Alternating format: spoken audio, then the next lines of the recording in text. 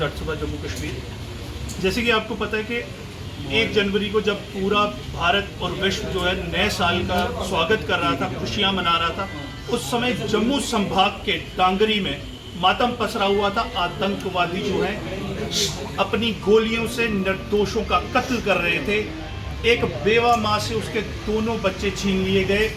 इस घटना को लगभग 6 महीने हो चुके हैं। आज ये माँ हम सबसे इंसाफ मांगने आई है। ये पिछले 6 महीने से कभी डीसी ऑफिस, कभी एसएसपी ऑफिस, ये ठोकरें खा रही है। हर जगह एक ही मांग है, कोई नौकरी की मांग नहीं कर रही है, ये कोई मुआवजे की मांग नहीं कर रही है, ये मांग कर रही है हमसे इंसाफ की। आखिर इसे पता लगे कि इनके 2 जवान बेटों को किस लिए कत्ल कर दिया गया आतंकवादियों के द्वारा।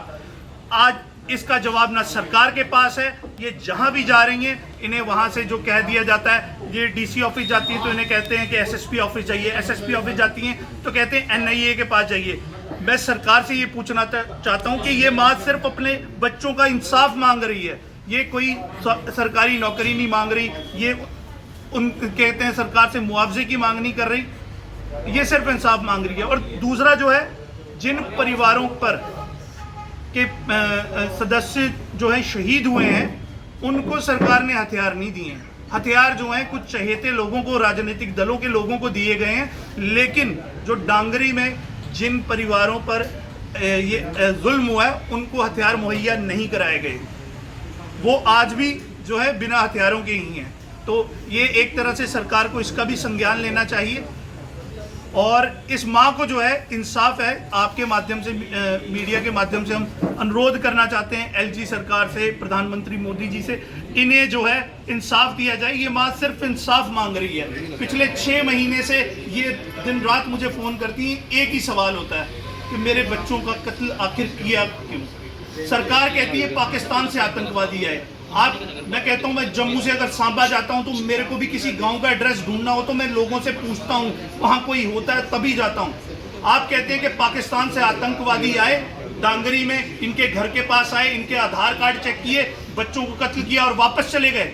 आज तक है सरकार उनको ढूंढ नहीं पाई है। अब यहीं पर मैं करता हूँ, आगे जो है आप माता जी से जो सवाल पूछना चाहते हैं, जो माता जी आपसे विनती करना चाहती हैं, वो करें।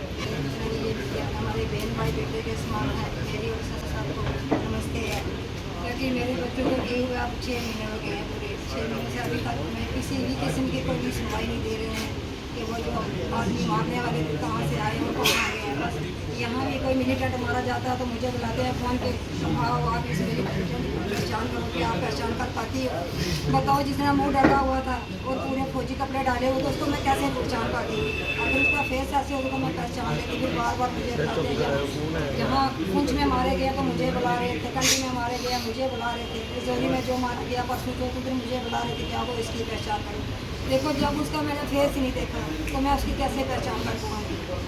तो मेरी सभी ये चैनल वालों की मदद से मेरी ये रिक्वेस्ट है कि ये जो मेरी विनती है मेरी ऊपर तक पहुँचाए। सबसे पहले मैं अपने जो मेरे प्रधानमंत्री मोदी साहब जी हैं, मेरी उनसे यही अर्ज़ है कि ये बच्चे हमारे नहीं थे, ये बच्चे आपके थे, क्योंकि मेरा घर परिवार उन्होंने पूरा जो बर्बाद कर दिया। मेरे घर में कुछ भी नहीं बचा, मेरे घर में सिर्फ ईंटें और पत्थर पड़े हुए हैं, आप देख सकते हैं। उसके बाद हमारे जो गृह मंत्री जी हैं, उन्होंने हमारे साथ यही वादा किया था कि डांगरी में ये 1 जनवरी को जो हुआ हादसा हुआ, इसकी जिम्मेवारी मैं खुद लेता हूँ, इसको हमारे भरोसे पे छोड़ दीजिए, क्योंकि वो डांगरी पे आ तो नहीं सके क्योंकि बारिश का थोड़ा हो गया था, उनको जम्मू तक वो रुके हैं, लेकिन हमारे घर तक नहीं पहुँचे थे।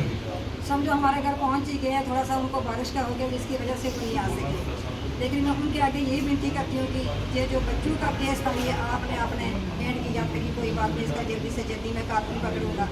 लेकिन मेरी उनसे भी यही अर्ज़ है कि वो उस कातिल को जल्दी पकड़े, क्योंकि उस कातिल को अब हमारे बच्चों को 6 महीने कम्प्लीट होने वाले हैं, 7वां महीना लगने वाला। अभी वो जो दहशत गर्द थे वो अभी तक ऐसे ही फिरते हैं, उनको तो ना कोई पूछता है ना कुछ। साथ में जो मेरे बच्चों के साथ गाड़ी लगी हुई थी, उन बच्चों ने कम से कम 2 घंटे वो गाड़ी लगाई है, सिलेरियो गाड़ी थी, लेकिन वो आई थिंक तक उस गाड़ी का हमें पता नहीं चला कि उस गाड़ी का मालिक कौन था। और जो 2 बच्चे मेरे बच्चे के पास खड़े थे, उनका भी पता नहीं चला कि वो बच्चे कहीं जेल में हैं या बाहर हैं, हमें कुछ भी कोई नहीं बता रहा है। इसलिए मैं ये विनती करती हूँ, एक माँ, मुझे कुछ भी नहीं चाहिए, मुझे चाहिए तो सिर्फ अपने बच्चों का न्याय चाहिए। मैंने सरकार के पैसों को क्या करना है, देखो जब मेरा परिवार ही नहीं रहा, मेरा बच्चा ही नहीं रहा, बच्चे के लिए तो सब करते हैं, तो अगर मेरा कुछ रहा ही नहीं तो मैं क्या करूँगी सरकार के पैसों को, क्या करूँगी मैं सरकार की नौकरी को, मैं नौकरी करके भी मैं किसको खिलाऊँगी? बस सरकार मुझे ये बताए, अगर नौकरी दिया मुझे तो मैं नौकरी तो करूँगी, लेकिन मैं खिलाऊँगी किसको? बच्चों के लिए तो सब करते हैं। तो मेरी यही विनती है सरकार के आगे कि जल्द से जल्द मुझे कुछ मिलनी चाहिए, मुझे अपने बच्चों का न्याय दे दे। जो आदमी मिलिटेंट से हमें कुछ नहीं लेना है, क्योंकि मिलिटेंट है अगर आज कुछ होते हुए भी अगर हमारी आज ये हालत रही है तो देखो हमारी सुनवाई अभी भी नहीं हो रही, तो हम कहाँ जाएँ?